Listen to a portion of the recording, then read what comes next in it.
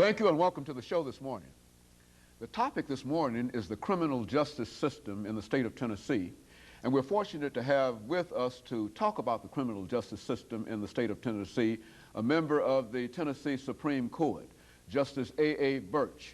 And of course, Justice Birch, let me welcome you to the show this morning. Thank you. Thank you, Dr. Haney. I'm happy to be here with you. You know, Judge Birch, it is indeed a privilege to have you with us this morning and to talk about the criminal justice system in the state of Tennessee. But before we get into that, let's talk about Justice ABirch, to give you an opportunity to talk about your background, your education, and some of the things that were important in your career, some of the positions that you've held and whatnot, in your rise from where you started to one of the most elevated judicial positions in the entire state of Tennessee.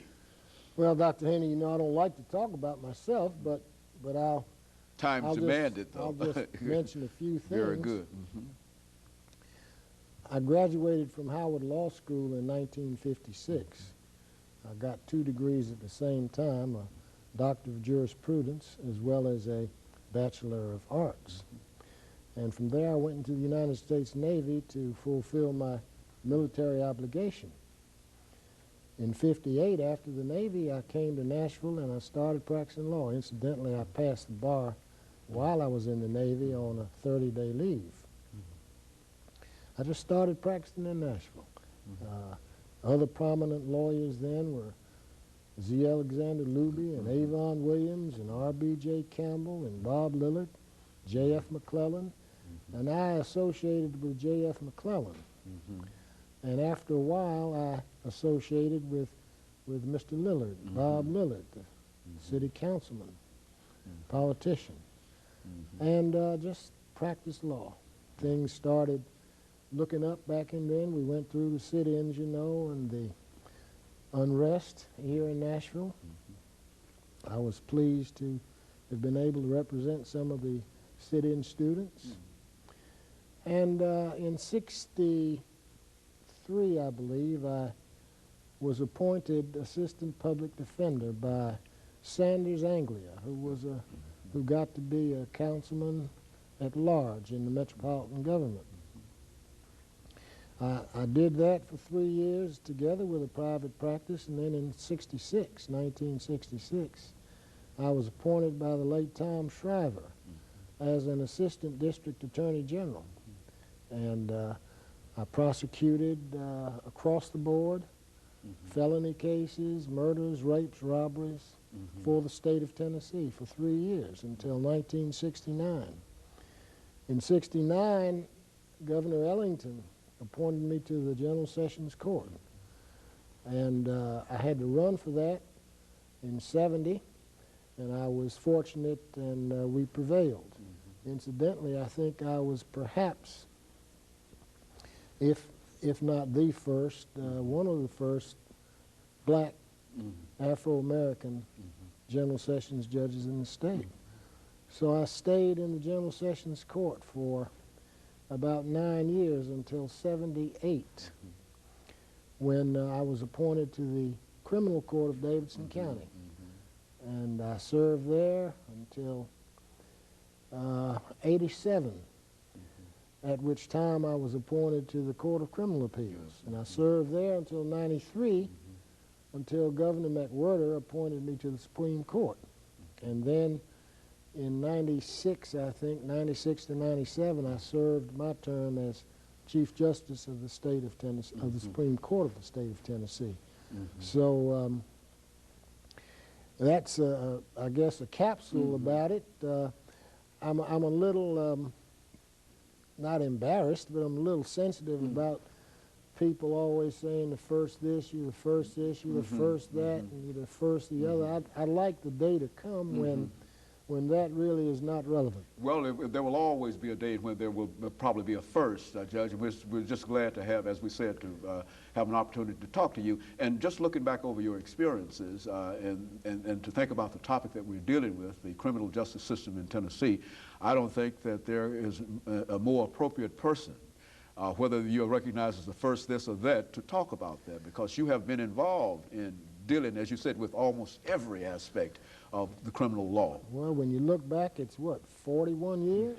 Well, let's talk about the criminal justice system in the state of Tennessee that you've been dealing with, from your perspective. What part of it and how far back? However you wish to do. Well, let me say that I honestly feel that our system in Tennessee is a good one. Mm-hmm. It's good because it is operated and managed and staffed by good, decent people. Mm-hmm. Obviously, there may be someone who's not quite as good and not quite as sincere or sensitive as he or she should be. I don't know who they are, but obviously there may be a person or two of that description.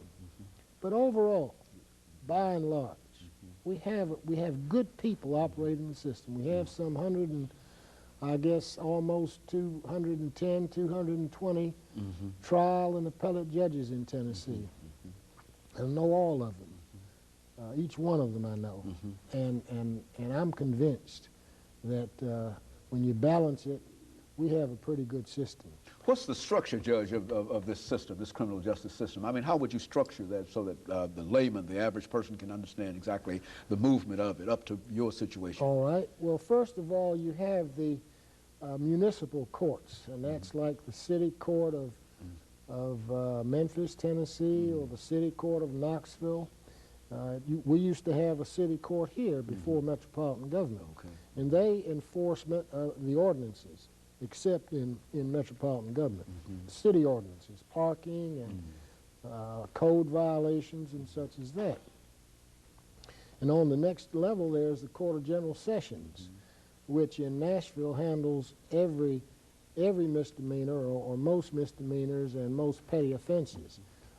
Ordinance violations, code violations, environmental violations, parking violations, and the like, health violations and the like. And also the General Sessions Court serves on the criminal side as a preliminary hearing court where persons charged with very serious felonies obtain a preliminary hearing before being bound over to the grand jury. So these are not when they are bound over. They have an opportunity to be heard before they are indicted. Is that what we're saying? Certainly. But once indicted, they go to the criminal court, and that's where the juries are, where we have jury trials, where persons are tried and, if convicted, sentenced to whatever sentence the judge feels is appropriate.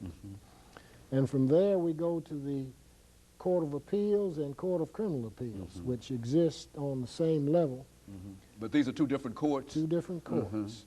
Court of Criminal Appeals was established in '66, I believe, for review, to make sure that whatever happened in the trial court was proper and appropriate, and the sentence was a proper one. And then to the Supreme Court of the state of Tennessee. And in that way we make the final decision on cases that come before us. Now, Judge, the Supreme Court has been unusually active in terms of meeting the public, has it not? I mean, is this the general way that Supreme, because I do know that on many occasions the court has been in one area, another area. Is that the general way that Supreme Courts in other areas conduct themselves, or what? Well, Dr. Haney, I guess it varies from state to state. There are some, I imagine, who do the same thing we do, and yet I imagine there's some who don't. But we think it's a good thing to get out and to show the citizens, and especially young folks, that we are human, that we're just like them. We want them to know what we do, and we take the court to them. This is the theory, or this is the principle behind the Scales Project, Supreme Court assisting learning and education in students. Very good. Let us interrupt here, Judge, for this commercial break, and we'll be back with you, folks. In Tennessee, or the criminal justice